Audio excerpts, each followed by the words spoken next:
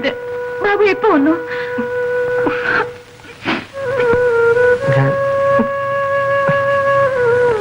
മായേ,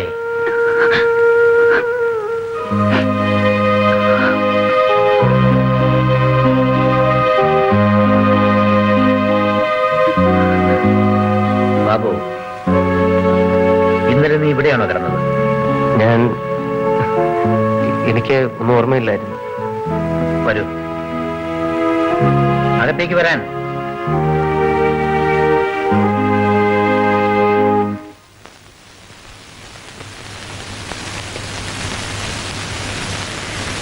നീ ഇന്നലെ ഓഫീസിൽ വെച്ച് ബാബുവുമായി എന്തിനാ വഴക്കൂടിയത്?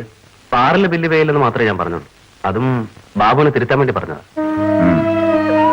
എനിക്കതറിയാം.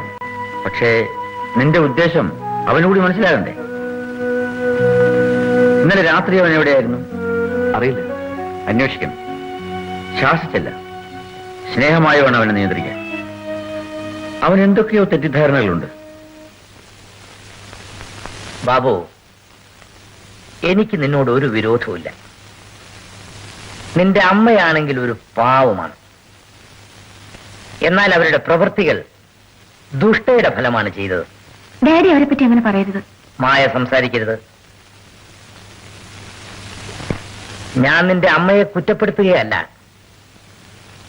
അവരുടെ ബുദ്ധിമോശം കൊണ്ടാണ് നിന്റെ അച്ഛൻ കഷ്ടപ്പെട്ട് സമ്പാദിച്ചതെല്ലാം ആ വിശ്വനാഥന്റെയും മകന്റെയും കയ്യിലായത്. ഇനി ബാബു വേണം ആ സ്ഥാനം വീണ്ടെടുക്കാൻ. നിന്നെ ഞാൻ സഹായിക്കാം. അതുവരെ നീ ഇവിടെ താമസിക്കും. ഞാൻ ഇവിടെ താമസിക്കില്ല. അതും ശരിയാണ്. കൃഷ്ണപുരം തമ്പിയുടെ വരുംകാല മരുമകൻ ഇപ്പോഴേ ഭാര്യ വീട്ടിൽ താമസിക്കുന്നുവെന്ന് നാട്ടുകാരെ കൊണ്ട് പറയിപ്പിക്കരുതല്ലോ. ഞാൻ നിനക്ക് കിങ്സ് ഹോട്ടലിൽ ഒരു മുറി ഏർപ്പാട് ചെയ്തുതരാം. എന്താ? മതി. നിങ്ങൾ എങ്ങോട്ടാണ് പുറപ്പെട്ടത്? ഓഫീസിലേക്ക്. എന്റെ മകൻ ഇന്നലെ പോയതാണ്. അവനെ പറ്റി അന്വേഷിക്കാൻ നിങ്ങൾക്ക് ഇതുവരെ തോന്നിയില്ലല്ലോ. കുടിച്ചു ബോധമില്ലാതെ പോയതല്ലേ? ഓർമ്മ തെളിയുമ്പോ തിരിച്ചു വരും. അവൻ കുടിക്കുന്നുണ്ടെങ്കിൽ അതിന് കാരണക്കാരൻ നിങ്ങളാണ്. സുമതി, അച്ഛനില്ലാത്ത ആ കുട്ടിയെ ഉപദേശിച്ച് വളർത്താൻ നിങ്ങൾക്ക് കഴിഞ്ഞില്ല. അല്ലെങ്കിൽ അവനങ്ങനെ നശിക്കട്ടെ എന്നായിരിക്കും നിങ്ങൾ കൊതിച്ചത്. സുമതി, സ്നേഹമായിട്ട് ഒരു വാക്ക് നിങ്ങൾ അവനോട് സംസാരിച്ചിട്ടുണ്ടോ? സ്വന്തം മകന്റെ വളർച്ച അല്ലാതെ നിങ്ങൾ എന്റെ ബാബുവിനെ ശ്രദ്ധിച്ചിട്ടുണ്ടോ? അവനെ ശ്രദ്ധിക്കാൻ നീ ഉണ്ടായിരുന്നല്ലോ. ഉണ്ടായിരുന്നു. നിങ്ങളുടെ നിഴലിൽ ജീവിച്ച എനിക്ക് അതിന് കഴിഞ്ഞില്ല. ഒരു ഭാര്യ എന്ന നിലയിൽ നിങ്ങളെ അനുസരിച്ച് ജീവിച്ച എനിക്ക് കിട്ടിയ ശിക്ഷയാണിത്. നിങ്ങളുടെ സ്വാർത്ഥത ഞാൻ അറിഞ്ഞിരുന്നെങ്കിൽ. ഞാൻ എന്ത് സ്വാർത്ഥത കാണിച്ചെന്നാണ്? രാജുവിനെ മെഡിസിന് പഠിക്കാൻ അയച്ചപ്പോൾ എന്റെ മകനെ പഠിക്കാൻ നിങ്ങൾ എവിടെ അയച്ചു? സ്വന്തം മകൻ ഡോക്ടർ ആവുന്നതിന് മുമ്പേ അവന് നഴ്സിംഗ് ഹോം പണിയാൻ നിങ്ങൾ കാണിച്ച ധൃതി എന്റെ മകന്റെ കാര്യത്തിൽ എന്തുകൊണ്ടുണ്ടായിരുന്നില്ല? എല്ലാം കഴിഞ്ഞ് രാജു ഓഫീസിൽ ഒരു സ്ഥാനത്തെത്തിയപ്പോൾ എന്റെ മകൻ എന്ത് ചെയ്യുന്നുണ്ടെങ്കിൽ നിങ്ങൾ അന്വേഷിച്ചോ? സുമതി, നീ പറയുന്നത് കേൾക്കുമ്പോ ഞാൻ തെറ്റുകാരനാണ്. എന്റെ മകനെ ഞാൻ വളർത്തിയത് ഒരു ഉദ്ദേശത്തോടെയാണ്. ആ ലക്ഷ്യത്തിൽ എത്തിച്ചേരാൻ എന്നാലാവത് ഞാൻ ശ്രമിച്ചു. അതിൽ പരാജയപ്പെടുമെന്ന് ബോധ്യമായപ്പോൾ, അവൻ വഴിപഴിക്കുമെന്ന് സംശയം തോന്നിയപ്പോൾ ഞാൻ അവനെ ഓഫീസിലേക്ക് കൊണ്ടുപോയി. നിന്റെ മകന് ചുമതലകൾ ഏൽക്കാനുള്ള പ്രായമായില്ല എന്ന് എനിക്ക് തോന്നി. നീ എന്നെ തെറ്റിദ്ധരിച്ചു. ബാബുവിനെ ഞാൻ അന്യനായി കരുതിയിട്ടില്ല. നീ എന്നെ വിശ്വസിക്കുക. ആ ഒരു കാര്യം എനിക്ക് വിശ്വാസമായി. വെള്ളത്തെക്കാൾ ചോരയ്ക്ക് തന്നെയാണ് കെട്ടി.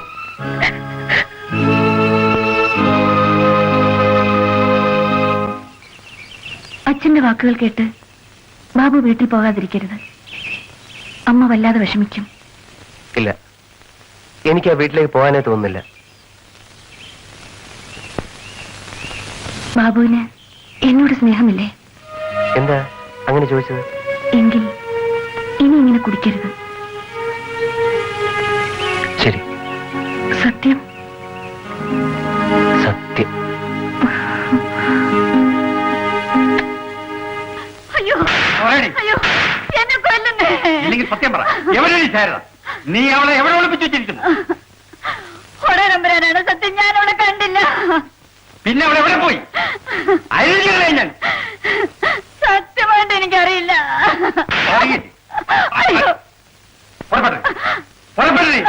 ആരാണ് കള്ളനെന്ന് ഇന്നെനിക്ക് തീരുമാനിക്കും. ഞാൻ ബാബുവിന്റെ ചില ഫ്രണ്ട്സിനെ എല്ലാം കണ്ടിരുന്നു. ക്ലബിൽ അന്വേഷിച്ചു, ഒരു വിവരവും. ഇവിടെ വന്നിരുന്നു. ഇപ്പോൾ ഹോട്ടൽ കിങ്സിലുണ്ടാവും.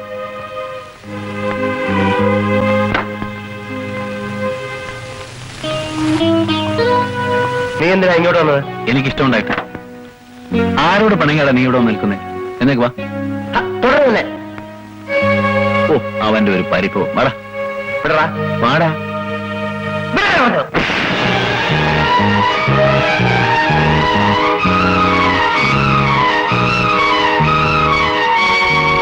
ബാബു, ഇത്രയും ഞാൻ പ്രതീക്ഷിച്ചില്ല. നമുക്കിടയിലെ ഈ മത്സരം കൊണ്ട് എനിക്കൊന്നും നേടാനില്ല. നിന്നെ തോൽപ്പിക്കാൻ കഴിയാഞ്ഞിട്ടല്ല. എന്നും എവിടെയും നീ ജയിച്ചു കാണാൻ ആഗ്രഹിച്ചവനാണ് ഞാൻ. ചെറുപ്പം തൊട്ട് ഒരിക്കലും പിരിയാതെ മനസ്സുകൊണ്ടടുത്തും സ്നേഹിച്ചു മറന്നവരാണ് നമ്മൾ. ഇത്ര പെട്ടെന്ന് നീ അത് മറന്നു കളഞ്ഞു. അതിലേ എനിക്ക് ദുഃഖമുള്ളൂ.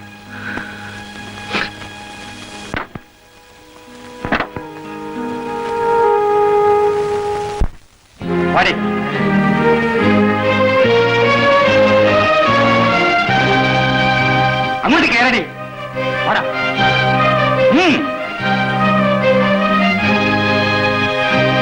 ചോദിക്കടി. എന്താ? ശാരദയുടെ തള്ളയാണ്. നിങ്ങൾ അവളെ എവിടേക്ക് അയച്ചത്? ശാരദ അവളുടെ വീട്ടിലേക്കാണ് ഇവിടുന്ന് പോയത്. എന്റെ അടുത്ത് വേലിറക്കരുത്. സാറിന് താല്പര്യമാണെങ്കിൽ അവളെ കൂടെ താമസിപ്പിച്ചോ. പക്ഷേ ഞങ്ങളുമായുള്ള ബന്ധം വേർപെടുത്തി നിങ്ങൾ അങ്ങനെ ശ്രമിക്കണം. അനാവശ്യം പറയാം സാറേ, ശ്രമിക്കണ്ട. ആ പെണ്ണിന്റെ പെറ്റതല്ലേ ഇത്. ഇനി നാരായണി എന്താണ് മെഴുത്തി നിൽക്കുന്നത്? ചോദിക്കടി. എന്റെ മോളെവിടെ? എനിക്ക് അവളെ കാണണം. നിങ്ങൾ പറഞ്ഞു വിട്ട ഒരു സ്ത്രീ ഇവിടെ വന്നിരുന്നു. അവരുടെ കൂടെയാണ് ശാരദ അയച്ചത്. അയ്യോ, ഞാൻ ആരും പറഞ്ഞയച്ചില്ല. എന്താ ഇവിടെ? ആരാ ഇവരൊക്കെ? അവരുടെ വിലാസമൊക്കെ വിശദമായി പിന്നെ പറയാം. മര്യാദക്ക് ആദ്യം പെണ്ണിനെ കാണി. സാറിത് എവിടെ? സാറേ, ഒന്നിങ്ങോട്ട് വരണം, അല്ലെങ്കിൽ ഞങ്ങൾ എങ്ങോട്ട് വരാം. എന്താ എന്റെ ഉദ്ദേശം? ഈ വീട് കയ്യേറാൻ പുറത്തിറങ്ങി. തനിക്ക് ചോദിക്കാനുള്ള പുറത്തുനിന്ന് ചോദിച്ചാൽ മതി. വരട്ടാതെ വെച്ച് മുതലാളി. രാജു, നീ അയാളോട് സംസാരിക്കണ്ട. മുതലാളി എങ്ങോട്ട് പോകുന്നു? ഒരാൾ ഈ വീട്ടിൽ നിന്ന് പുറത്തു പോകണമെങ്കിലേ ശാരദ എന്റെ മുന്നിൽ കൊണ്ട് നിർത്തണം.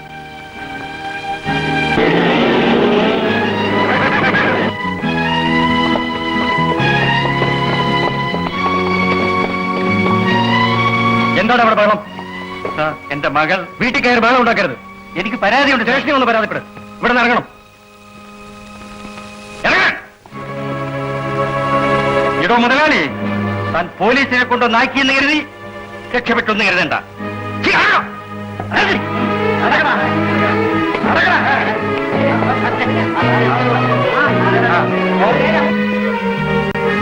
ശാരദ വീട്ടിലേക്ക് തന്നെയാണോ പോയത്? അതെ, അയലത്തെ വീട്ടിലൊക്കെ പോയി യാത്ര പറഞ്ഞിട്ടാണ് പോയത്. പിന്നെ അവൾ എങ്ങോട്ട് പോയി?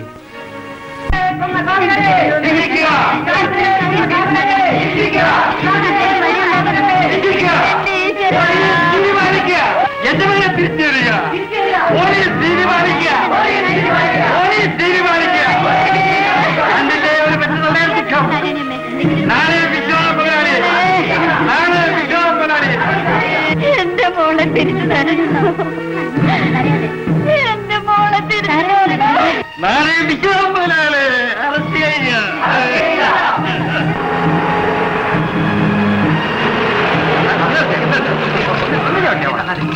നാണയം വിശ്വനാഥ മുതലാളിയുടെ വീട്ടിൽ നിന്നും കൊല ചെയ്യപ്പെട്ട് ശാരദയുടെ കുടുംബസഹായ നിധി കൊല്ലപ്പെടുന്ന നിൽക്കണം വയ്യ.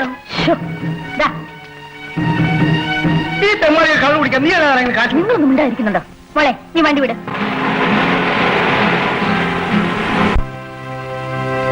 അജണ്ടയിൽ പെടുത്തിയില്ലെന്ന മുടന്തൻ ന്യായം പറഞ്ഞ് ഇത്രയും ഗൗരവമുള്ളൊരു പ്രശ്നം ചർച്ച ചെയ്യുന്നത് തടഞ്ഞാൽ ഞാൻ അതിന് വഴങ്ങില്ല. 10,000-കണക്കിന് സബ്സ്ക്രൈബേഴ്സ് ഉള്ള ഈ കമ്പനിയുടെ ചെയർമാനെ അസാൻമാർഗീയ നടപടികൾക്കും ക്രൂരമായ കൊലപാതകത്തിനും അറസ്റ്റ് ചെയ്തു കൊണ്ടുപോയാൽ ഈ സ്ഥാപനത്തിന്റെ ഗതി എന്തായിരിക്കും? നമ്മളെങ്ങനെ മനുഷ്യരുടെ മുഖത്ത് നോക്കും? നാട്ടിൽ പ്രചരിച്ചിട്ടുള്ള ചില ഊഹാപോഹങ്ങളല്ലാതെ വിശ്വനാഥന്റെ പേരിൽ ഒരു കുറ്റവും തെളിയിക്കപ്പെട്ടിട്ടില്ല. ഈ വാദങ്ങൾ വക്കീൽ സാർ കോടതിയിൽ പറഞ്ഞാൽ മതി. തെളിവ് നാട്ടുകാർ പറയുന്നത് കേൾക്കുന്നില്ലേ? മറ്റുള്ളവർക്ക് റോഡിലിറങ്ങി നടക്കാൻ വയ്യാത്ത ഗതികളായി. നമ്മൾ ആരും പുണ്യവാളന്മാരല്ല. കാണാൻ കൊള്ളാവുന്ന ഒരു വേലക്കാരി പെണ്ണ്, ഇടപഴകാനുള്ള അവസരം. ആണുങ്ങളാവുമ്പോ ഒളിവിലും മറവിലും ചില വീക്ക്നെസ്സുകളൊക്കെ കാണിച്ചെന്നിരിക്കും. എന്നാൽ ഇതങ്ങനെയല്ല. ബാബു പറഞ്ഞതുപോലെ നാട് മുഴുവൻ ഇളകിയിരിക്കുന്നു. സത്യാഗ്രഹവും ഘോഷയാത്രയും സർവകക്ഷി സമ്മേളനവും. കണ്ടവനെ തോൽപ്പിച്ച് ജീവിക്കുന്ന ചില റൗഡികളും രാഷ്ട്രീയ ഭിക്ഷാന്തരികളുമാണ് പുറത്ത് പ്രക്ഷോഭണം നടത്തുന്നത്. അവരുടെ ഭാഷയിൽ സത്യമറിയാതെ ഇവിടുത്തെ ഡയറക്ടർമാർ സംസാരിക്കരുത്. പ്രവൃത്തിയാവാം അല്ലേ? ഈ കേൾക്കുന്നത് മുഴുവൻ നുണയാണെന്ന് നിനക്ക് പറയാമോ? ചെയർമാന്റെ ഭാര്യ ഉണ്ടല്ലോ ഇവിടെ, അവർക്ക് പോലും അങ്ങനെ പറയാൻ കഴിയില്ലല്ലോ.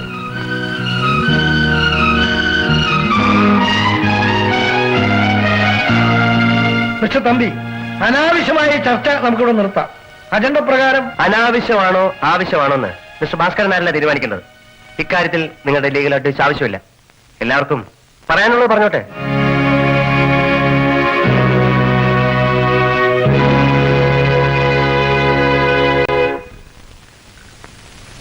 ഇനി ആരും ഒന്നും പറയണ്ട. ഈ സ്ഥാപനത്തിന്റെ വളർച്ചയ്ക്ക് വേണ്ടിയാണ് ഞാൻ ഇതുവരെ പ്രവർത്തിച്ചിട്ടുള്ളത്. അത് ഞാൻ കാരണം തടസ്സപ്പെടുന്നു എന്നാണ് എല്ലാവരുടെയും അഭിപ്രായമെങ്കിൽ കമ്പനിയുടെ ചെയർമാൻ സ്ഥാനം ഞാൻ രാജിവെച്ചിരിക്കുന്നു.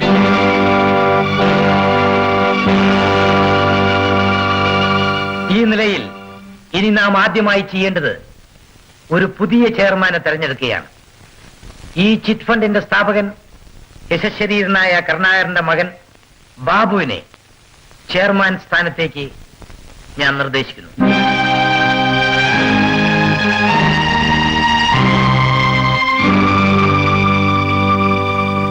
ഞാൻ അതിനെ പിന്താങ്ങുന്നു.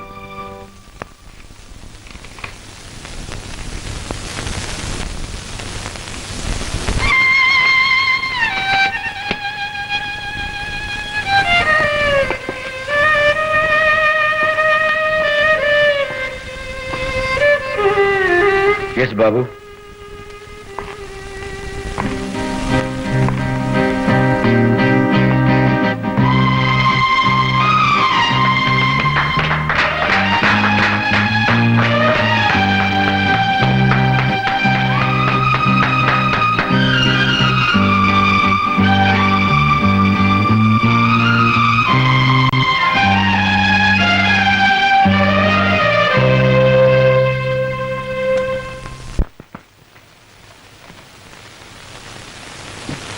എന്താണിത്? ഒരു കൊലയാളി ഈ വീട്ടിൽ താമസിക്കുന്നത് നിനക്ക് അപമാനമാണ്. നിന്റെ മകനും. ഇല്ല, നിങ്ങൾ ആരെയും കൊന്നിട്ടില്ല. നിങ്ങൾ ഒരു തെറ്റും ചെയ്തിട്ടില്ലെന്ന് എനിക്കറിയാം. എന്നിട്ടും ബോർഡ് മീറ്റിംഗിൽ എന്നെ കൊലപാതകയാക്കി സംസാരിക്കുന്ന മുഴുവൻ കേട്ടുകൊണ്ടിരുന്നവളല്ലേ നീ? എന്തുകൊണ്ട് എതിർത്തില്ല? സത്യമറിയാവുന്ന നീ എന്റെ നിരപരാധിത്വം തെളിയിക്കാൻ ഒരു വാക്ക് പോലും പറഞ്ഞില്ലല്ലോ. ഉച്ചത്തിൽ കുറ്റപ്പെടുത്തിയവരെക്കാൾ ശബ്ദമടക്കിയിരുന്ന നീയാണ് എന്നെ വേദനിപ്പിച്ചത്. അറിവ് കെട്ട ജനങ്ങൾ പറയുന്നത് സഹിക്കാവുന്നതേ ഉള്ളൂ. നീയും അവരുടെ കൂടെ ചേരുമെന്ന് ഞാൻ കരുതിയില്ല. എന്നെ തെറ്റിദ്ധരിക്കരുത്. നിങ്ങളെ ഞാൻ കുറ്റപ്പെടുത്തിയിട്ടില്ല. നിന്റെ ഉദ്ദേശം എനിക്കറിയാം. നിന്റെ മകനെ ചെയർമാനാക്കണമായിരുന്നെങ്കിൽ അതെന്നോട് തുറന്നു പറയാമായിരുന്നു. ആ കസേര അവന് വേണ്ടി ഞാൻ ഒഴിഞ്ഞു കൊടുക്കുമായിരുന്നു. അതിനുവേണ്ടി എന്നോട് ഇത്രയും ക്രൂരത കാണുമായിരുന്നു. 18 വർഷം നാം ഒരുമിച്ച് ജീവിച്ചു. നിന്റെ സ്നേഹവും വിശ്വാസവും മാത്രമേ ഞാൻ ആഗ്രഹിച്ചുള്ളൂ. അത് നഷ്ടപ്പെട്ട സ്ഥിതിക്ക് ഇനി ഞാനിവിടെ കഴിയുന്നില്ല. അടിച്ചിറക്കുന്നതിന് മുൻപ് ഞാൻ പോയേക്കാം. അരുത്, നിങ്ങൾ പോകരുത്. സുമതി, ഇനി ഒന്നേ എനിക്ക് ബാക്കിയുള്ളൂ, എന്റെ അഭിമാനം. അത് കളയാൻ ഞാൻ ഒരുക്കമല്ല.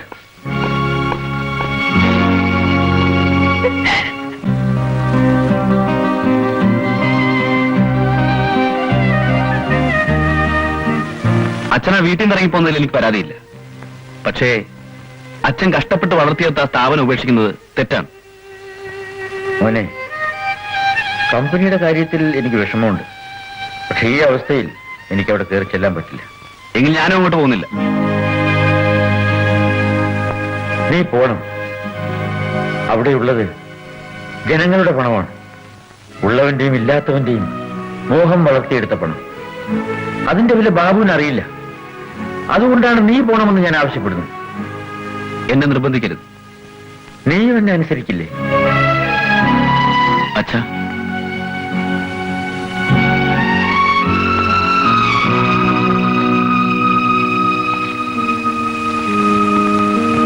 ഞാൻ പോവാ അച്ഛാ.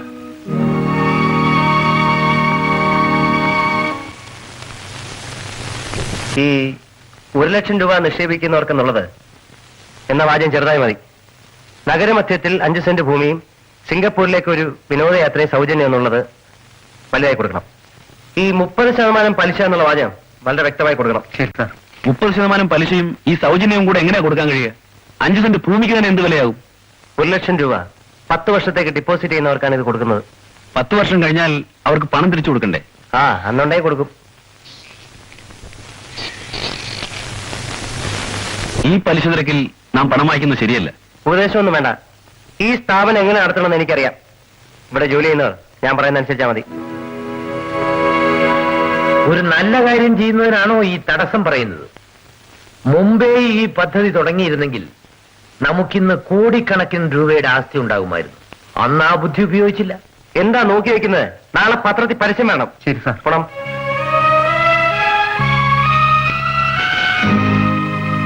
അപ്പോഴേ ഞാൻ വന്നത് ഒരു പ്രധാന ആവശ്യത്തിനാണ്. എനിക്ക് കുറച്ച് പണം വേണം, വൈറ്റ് മണി. എന്റെ കയ്യിൽ പണമില്ലാഞ്ഞിട്ടല്ല, കണക്കിൽപ്പെടാത്ത പണം ഈ ഇടപാടിന് പറ്റില്ല. എത്ര രൂപ വേണം? ആദ്യം അതിന്റെ ആവശ്യം പറയാം. കേരള പ്ലാന്റേഴ്സ് അവരെ എസ്റ്റേറ്റുകൾ വിൽപ്പനയ്ക്ക് വെച്ചിരിക്കുകയാണ്. ഷെയർ ഹോൾഡേഴ്സ് തമ്മിലുള്ള തർക്കമാണ്. ചുളു വിലയ്ക്ക് അത് കിട്ടും. 1.25 കോടി രൂപയുടെ വസ്തുവാണ്. 50 ലക്ഷത്തിന് അവർ തരാമെന്ന് സമ്മതിച്ചിരിക്കുന്നു. പക്ഷെ ബ്ലാക്ക് മണി അവർ സ്വീകരിക്കില്ല. എന്റെ കയ്യിലാണെങ്കിൽ അതേ ഉള്ളൂ. എനിക്കുടനെ 30 ലക്ഷം രൂപ വേണം. 30 ലക്ഷം? എന്താ, എന്നെ വിശ്വാസമല്ലേ? അത്രയും കണക്കിൽപ്പെടാത്ത രൂപ ഞാൻ അങ്ങോട്ട് തരാം. അയ്യോ, അതൊന്നും വേണ്ട. പിന്നെ ഇവിടുന്ന് തരുന്ന തുകയ്ക്ക് എങ്ങനെ കണക്കെഴുതണം? മായ എന്റർപ്രൈസസിൽ ഡെപ്പോസിറ്റ് ചെയ്തെന്ന് കാണിച്ചേക്കണം. അപ്പൊ പ്രശ്നം തീർന്നല്ലോ. ശരി.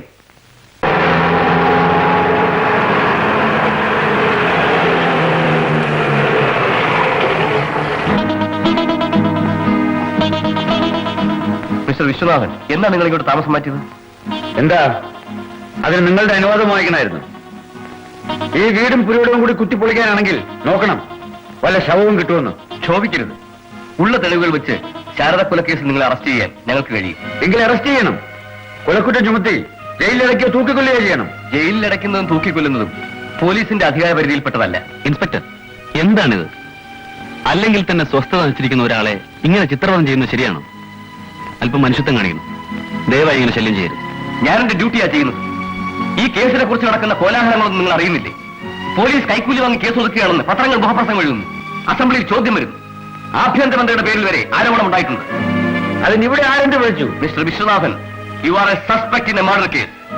മേലിൽ നിങ്ങൾ ഈ സ്ഥലം വിട്ടു പോകുകയാണെങ്കിൽ സ്റ്റേഷൻ അറിയിച്ചേ പോകാവൂ.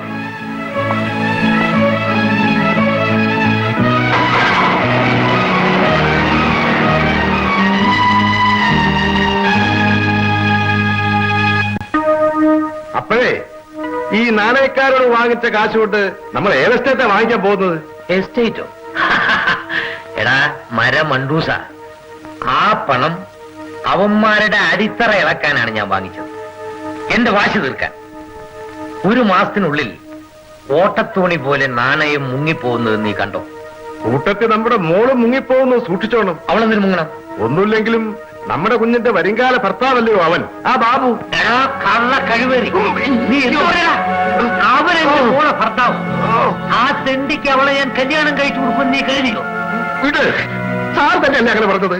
എടാ, അറ്റ കൈക്ക് ആ വിശ്വനാഥനെ പുകച്ച് പുറത്തിയാടിക്കാനായി ആ പയ്യൻ ഉപകരിക്കുമെന്ന് കരുതി ഞാൻ അവനെ മോഹിപ്പിച്ചതല്ലേ? ഓ, ഇനി നീ ഒരു കാര്യം ചെയ്യണം. നാണയം പൊട്ടിയെന്ന് നാട്ടുകാരെ വിശ്വസിപ്പിക്കണം. ചിട്ടി പിടിച്ചവനും ചേർന്നവനും പണം അടയ്ക്കരുത്.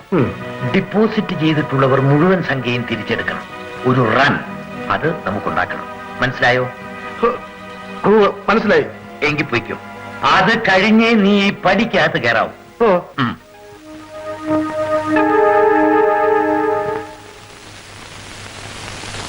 എന്താ മുതലാളി, എന്റെ മോളെ നിക്കാഹ് ഉറപ്പിച്ചിട്ടാണ് നമ്മൾ ഇവിടെ പണത്തിന് വന്നത്. ഒരുപാട് നടത്തിച്ചതിന് ശേഷം ഇന്നലെ ഇവിടുന്ന് തന്നതായി കടലാസ്. ഇത് വെറും കടലാസല്ല, ചെക്കാണ്. ഇത് ബാങ്കിൽ കൊടുത്ത പണം കിട്ടും. ബാങ്കിൽ നിന്നാ നമ്മൾ വരണത്, അവർ പണം തരില്ലാന്ന്. ഈ ചെക്ക് സ്റ്റോപ്പ് പേയ്മെന്റ് ചെയ്തിരിക്കുകയാണ്. Y? There is no money in the bank. എഴുത്തും വായന അറിയില്ലെന്ന് കരുതി നിങ്ങൾ നമ്മളെ കളിപ്പിക്കരുത്. എന്റെ മോളെ നിക്കാഹ് നാളെ, ഞമ്മക്കിന്ന് പണം കിട്ടണം.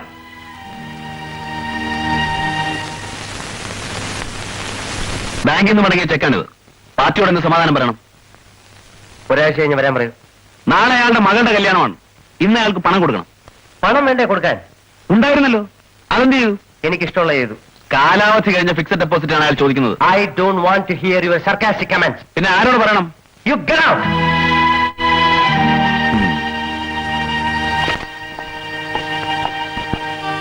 മായ എന്റർപ്രൈസസിലെ മിസ്റ്റർ തമ്പിക്ക് ബാബു സാർ 30 ലക്ഷം രൂപ കൊടുത്തിട്ടുണ്ട്. പണത്തിന് പെട്ടെന്ന് ഷോർട്ട് വരാൻ കാരണം അതാണ്. 30 ലക്ഷം രൂപയോ? തമ്പിക്ക് എന്തിനാ പണം കൊടുത്തത്? എനിക്കറിയില്ല സാർ. സിറ്റി ഇടപാടുകാർക്ക് സമയത്തിന് പണം കൊടുത്തില്ലെങ്കിൽ കമ്പനിയിലുള്ള വിശ്വാസം നശിച്ചു. അങ്ങനെ വന്നാൽ ആരും ഡെപ്പോസിറ്റ് ചെയ്യില്ലെന്ന് മാത്രമല്ല, കമ്പനിയോട് കടപ്പെട്ടവർ പോലും ചില്ലിക്കാശ് അടക്കില്ല. അത് തുടങ്ങിക്കഴിഞ്ഞു സാർ. ആരാണ് പ്രചരിപ്പിക്കുന്നതെന്നറിയില്ല.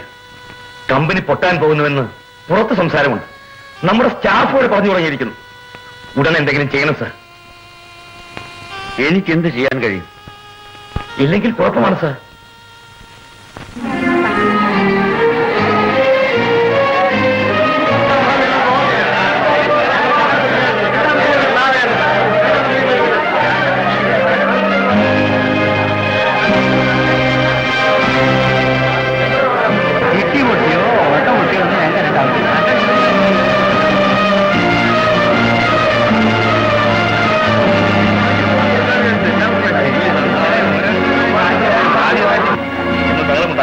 ക്യാഷ് കൊണ്ടുവരാൻ ആൾ ബാങ്കിൽ പോയിട്ടുണ്ട്. ഇപ്പൊ വരും. മണി 2:30 കഴിഞ്ഞില്ലേ? ഇനി ഏതാ ബാങ്ക്?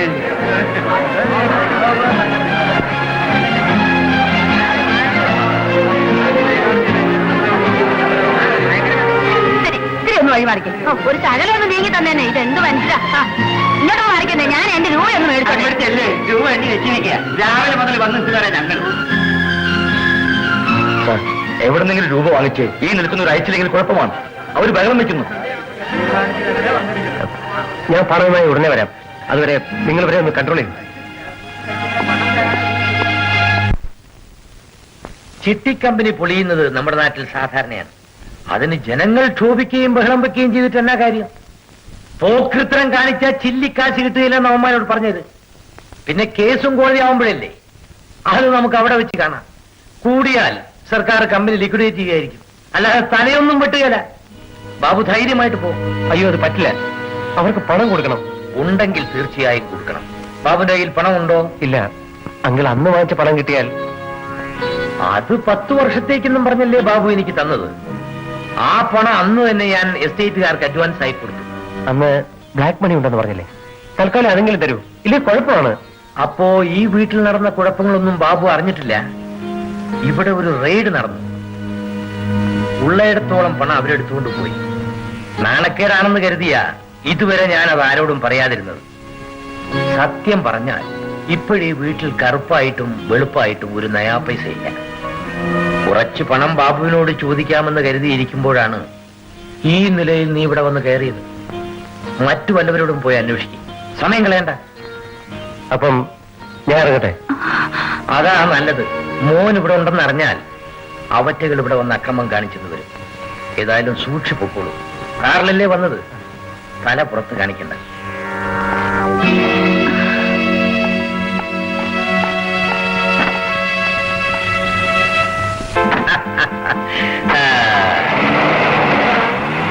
ബാബു, ബാബു, ഇവിടെ റെയ്ഡ് നടന്നെന്നും ബ്ലാക്ക് മണി പിടിച്ചെടുത്തെന്നും പറഞ്ഞത് മുഴുവൻ നുണയാണ്. ബാബുവിനോട് പണം വാങ്ങിയത് എസ്റ്റേറ്റുകാർക്ക് കൊടുക്കാനല്ല, നിങ്ങളെ ചതിക്കാനാണ്. നേരാണ് നീ പറയുന്നത്. എങ്കിലും എനിക്കത് ചോദിക്കണം. അരുത്. വഴക്കുണ്ടാക്കിയാൽ ഒരിക്കലും ആ പണം തിരിച്ചു കിട്ടില്ല. നയത്തിൽ വേണോ അത് വാങ്ങിക്കാൻ. മായയ്ക്ക് എന്റെ വിഷമം അറിയില്ല. അറിയാം. തൽക്കാലം മറ്റെവിടുന്നെങ്കിലും പണം ഉണ്ടാക്കി കാര്യം സാധിക്കൂ.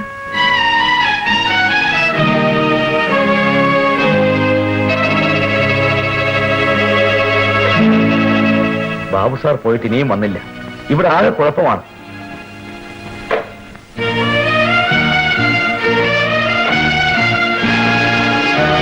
എടാ, ഇവരെ നമ്മളെ പറ്റിക്കുക എന്നാ തോന്നണേ. ഇവന്മാരെ കൈ കാശ് കാണില്ല.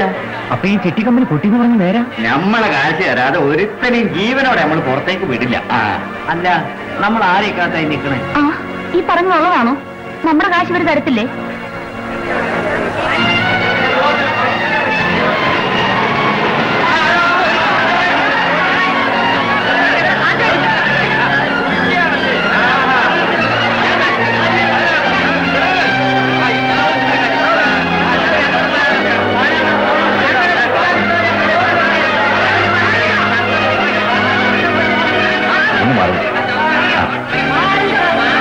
ഇങ്ങോട്ട് മാറി നിൽക്കൂ. അവിടെ നിൽക്കി ബാങ്കിൽ നിന്ന് പണം കൊണ്ടിരുന്നെന്ന് പറഞ്ഞ് നമ്മളിവിടെ നിർത്തിയത്. ഞങ്ങൾക്ക് പണം ഇപ്പൊ കിട്ടണം. നാട്ടുകാർ കഷ്ടപ്പെട്ടുണ്ടാക്കിയ കാശ് വെട്ടി കഴിഞ്ഞാൽ ഇങ്ങനെ ഊതി വീർത്തിരിക്കുന്നത്. ഒന്ന് മാറി നിൽക്കും പ്ലീസ്. എങ്ങോട്ട് മാറാൻ? എന്റെ കെട്ടിയാലും തേടി അവൻ മുങ്ങിയിരിക്കുക. നമ്മളെ കാശ് കിട്ടാതെ നമ്മൾ പോവില്ല. ആഹാ, ചുമ്മാ അങ്ങനെ വിടാനൊന്നും പോകുന്നില്ല. അത് വരട്ടെ. നിങ്ങൾ ബഹളം ഉണ്ടാക്കരുത്. നീ കാശ് വെച്ചിട്ട് വർത്താനം പറയണോ? എന്താ അവള് മുണ്ടാത്തെ? സമാധാനം പറയും. ഏ മെമ്പർമാരെ, കണ്ടവന്റെ പടിതോറും മീൻകുട്ട ചുമന്നുണ്ടാക്കിയ കാശാടി ഞാൻ ഇവിടെ കൊണ്ടുപോയിട്ടത്. അത് നീ പറ്റിച്ചെടുത്താൽ ദൈവം തമ്പുരാൻ പൊറുക്കില്ല.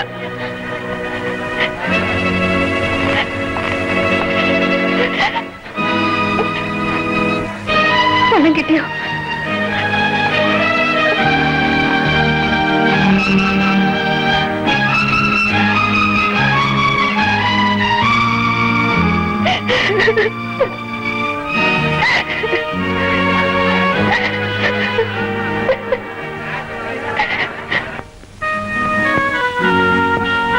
എന്തിനാ നിങ്ങൾ ഇപ്പൊ ഇങ്ങോട്ട് വന്നത്? എന്നെ അറിയാവുന്ന ഭാസ്കരൻ ചേട്ടനാണ് ഈ പറയുന്നത്. നാട്ടുകാരുടെ പണം ധൂർത്തടിച്ചപ്പോൾ നിങ്ങൾ എന്റെ ഉപദേശം ചോദിച്ചില്ലല്ലോ. നിങ്ങളെ മിടുക്കൊണ്ടാണ് ആ സ്ഥാപനം നിലനിൽക്കുന്നത് നിങ്ങൾ കരുതി. അതിന്റെ പിന്നിൽ പ്രവർത്തിച്ചവരെ അമ്മയും മകനും ഓർത്തില്ലല്ലോ. ആ നന്ദി കണ്ട് കൂട്ടി നിൽക്കാത്തവരെ നിങ്ങൾ ശത്രുക്കളായിട്ട് കരുതി. എങ്ങനെയാണ് കൂടുതൽ ഞാൻ ഭാസ്കരൻ ചേട്ടനെ ഒരിക്കലും ശത്രുവായി കണ്ടിട്ടില്ല. നിങ്ങളുടെ മകനെ എങ്ങനെ പറയൂ? ചോദിക്കേ. ചേട്ടൻ ഇവനോട് ക്ഷമിക്കണം, ഞങ്ങളെ സഹായിക്കണം. ഇല്ല, എല്ലാം പിടിച്ചടക്കിയെന്ന് അഹങ്കരിച്ച നിങ്ങൾക്ക് ശിക്ഷയാണ്. മകനെ അധികാരത്തിലേറ്റാൻ ഭർത്താവിനെ ഉപേക്ഷിക്കാൻ തയ്യാറായ നിങ്ങൾ ഇത് അനുഭവിക്കണം. ചേട്ടാ, ശവത്തിൽ കുത്തരുത്. ഞാൻ തെറ്റുകാരിയാണെന്ന് എനിക്കറിയാം. അത് എന്നോട് പറഞ്ഞിട്ട് കാര്യമില്ല. തെറ്റ് തിരുത്താനാണ് ഭാവമെങ്കിൽ വിശ്വനാഥനെ കണ്ട് മാപ്പപേക്ഷിക്കണം. കത്ത് ശിവായി വീട്ടിൽ കൊണ്ടുവരുമ്പോ ഭാഗ്യത്തിന് അവളുടെ തള്ള വീട്ടിലുണ്ടായിരുന്നില്ല. അതുകൊണ്ടാണ് രക്ഷപ്പെട്ടത്. ഇല്ലെങ്കിൽ ഈ വിവരം നാട് മുഴുവൻ പാട്ടാകുമായിരുന്നു. എന്താ ശാരദ ജീവിച്ചിട്ടപ്പെട്ടത്? ഏത് ശാരദ? വിശ്വനാഥൻ മുതലാളി കൊല ചെയ്തെന്ന് പറഞ്ഞില്ലേ, ആ ശാരദ. അപ്പൊ അവളെ കൊന്നിട്ടില്ലേ? ഇല്ലെന്ന്. ശ്രീവാദ എസ്റ്റേറ്റിൽ അവൾ ജോലിക്ക് നിൽക്കുക. ആ വിവരത്തിന് അവൾ അമ്മയ്ക്ക് എഴുതിയ കത്തായത്. ചത്തെന്ന് പറഞ്ഞ അവൾ ജീവനോടെ തിരിച്ചു വന്നാൽ എന്റെ കാര്യമാണ് കുഴപ്പത്തിലായിരുന്നത്. നാട്ടുകാരനെ വെറുതെ വിടുമോ? പോലീസും. സാർ തന്നെ പറയണം ഞാൻ എന്താ ചെയ്യുന്നത്. എന്നോടാണോ ചോദിക്കുന്നത്? പിന്നെ ഈ പൊല്ലാപ്പിനെല്ലാം കാരണക്കാരൻ സാറല്ലേ? അനാവശ്യം പറയുന്നത്. അവള് ചത്തെന്നും പറഞ്ഞ് ആദ്യം സമരം തുടങ്ങിയ താനല്ലേ? അതൊരു ഒത്തീർപ്പിലെത്തിക്കാൻ സാർ സമ്മതിച്ചോ? പിന്നെ മന്ത്രിക്ക് കമ്പി അടിച്ചതും ചിട്ടി കമ്പനി പിക്കറ്റ് ചെയ്യിപ്പിച്ചതും. ആർക്കും അതിർത്ത് സാറിങ് വന്നാട്ടെ. സാറേ, നമ്മൾ ഈ കാര്യം വളരെ ഗൗരവമായിട്ട് ഇല്ലേ കൊലയും ഭാർഗവനെ പിണക്കുന്ന ബുദ്ധിയല്ല. അവനെ പ്രേരിപ്പിച്ച് സമരം സംഘടിപ്പിച്ച് നമ്മളാണെന്ന് ഭാർഗവൻ പറയും. സാറ് കുറച്ച് രൂപയും എടുത്ത്. എത്ര രൂപ? 5000 രൂപയാണ് അവൻ ചോദിക്കുന്നത്. 5000 രൂപ? ആ പെണ്ണ് തിരിച്ചു വന്നാൽ നമ്മൾ നാറും. അതൊഴിവാക്കാനാ. ശരി. എടോ ഭാർഗവ, എന്താ തന്റെ പ്ലാൻ? നേരെ ശ്രീവാദ എസ്റ്റേറ്റിൽ പോയി അവളെ പൊക്കണം. എന്നിട്ട് രഹസ്യമായി എവിടെയെങ്കിലും താമസിപ്പിക്കണം. എടോ അത് ആപത്താണ്. അവള് ജീവിച്ചിരിക്കുന്ന കാലം വരെ നമ്മുടെ തലവേദന മാറില്ല. പിന്നെന്താ ചെയ്യാ? ഒരൊറ്റ വഴിയേ ഉള്ളൂ, അവളെ തട്ടുക. ഇല്ലെങ്കിൽ നാട്ടുകാർ ആദ്യം തന്നെ തട്ടും.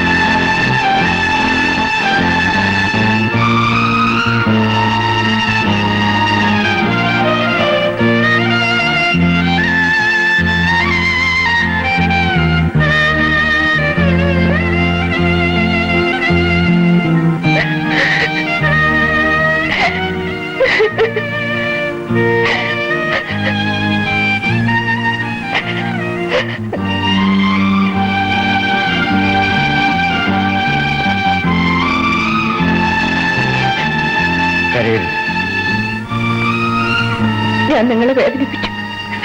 നിങ്ങളിവിടെ തെറ്റ് ചെയ്തു. എനിക്കിതിൽ പരാതിയില്ല. നീ തിരിച്ചു വന്നതിൽ സന്തോഷമേ ഉള്ളൂ. ചേട്ടാ,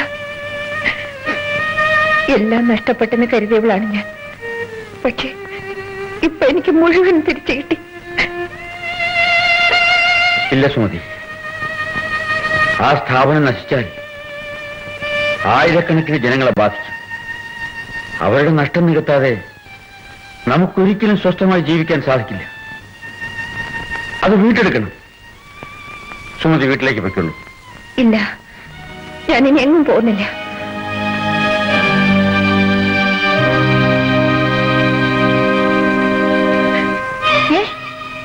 നേരോ ബാബുവിനെ വിളിച്ചിട്ട് കിട്ടിയില്ല. എവിടെ? ശ്രീപാദ എസ്റ്റേറ്റ്. പെട്ടെന്ന് ചെന്നില്ലെങ്കിൽ അവളെ രക്ഷിക്കാൻ കഴിയില്ല. രാജുവിനെങ്കിലും കണ്ടു പറയൂ. ശരി.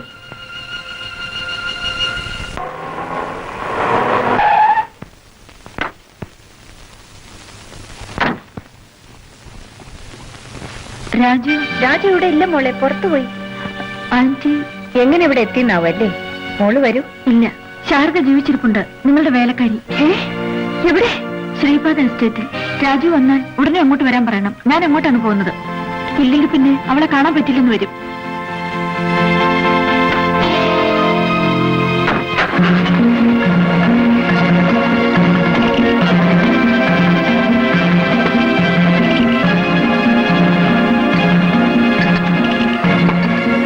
എത്ര കുടിക്കുന്നതിനും ഞാനെതിരുന്നു. പക്ഷേ നമ്മളൊരു കാര്യത്തിനിറങ്ങി പുറപ്പെട്ടവരാണ് എന്നോർക്കണം. അതോർത്ത് വേണം കഴിക്കാൻ. എങ്കിൽ ഇത് നിർത്താം. അത് വേണ്ട, ഓരോ റൗണ്ട് കൂടിയാകാം. അതിനിടയ്ക്ക് ഭാർഗവൻ പളാമ്പറ. ആദ്യം ആളെ കാണുക, പിന്നെ അവിടുത്തെ സൗകര്യം പോലെ. ശ്രീപാദ എസ്റ്റേറ്റ്. അതാണ് അവള് പറഞ്ഞ പേര്. കിട്ടോ?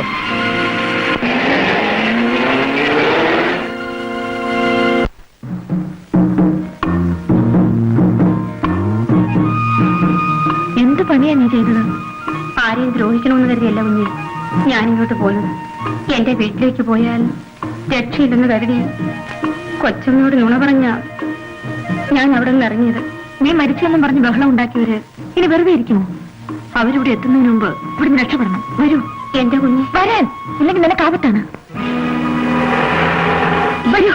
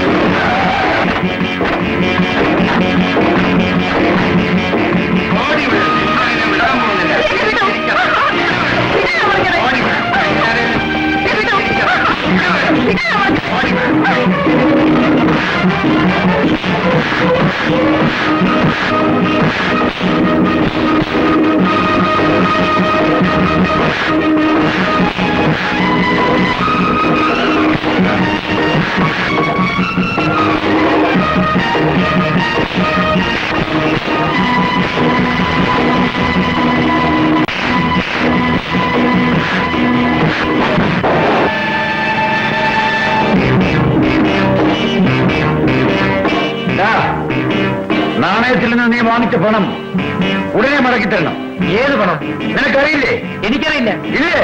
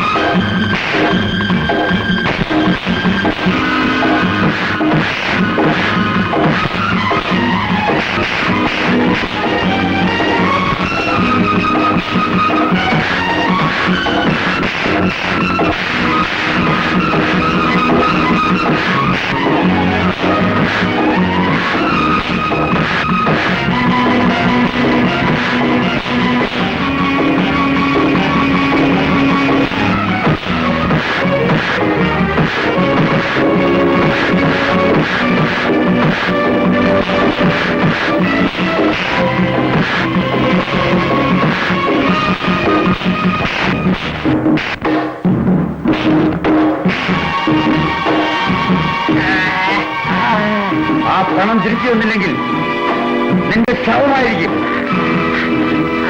അരുത്, ആ പണം മുഴുവൻ ഇവിടെയുണ്ട്. സേതു, ഇതാ താക്കോൽ.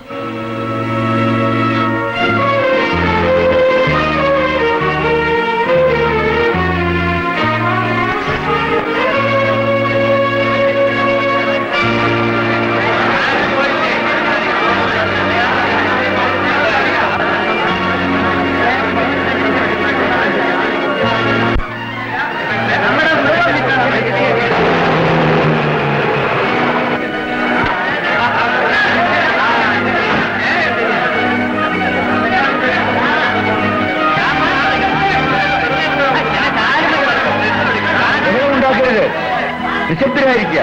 നിങ്ങളുടെ പണം ഞാൻ തരും. ആ കാറിലിരിക്കുന്ന ബാഗുകൾ എടുക്കും.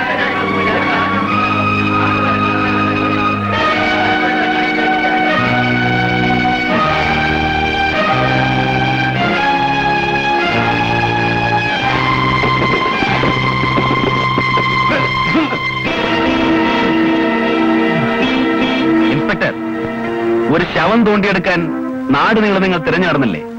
ആ ശാരദയുടെ ജീവനോടെ.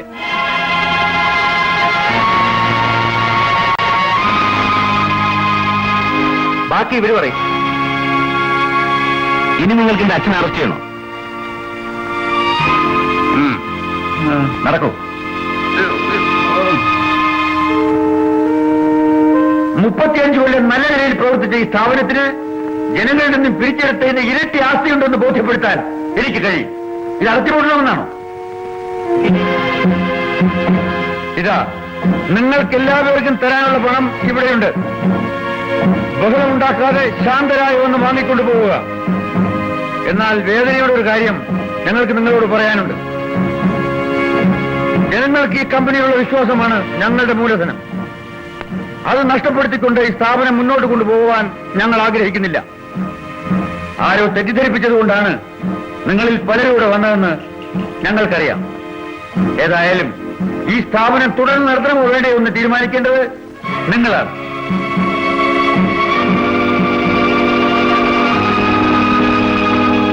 ഇനി പണം വേണ്ടിയവർ വരിക. ആവശ്യക്കാർ മുന്നോട്ട് വരിക.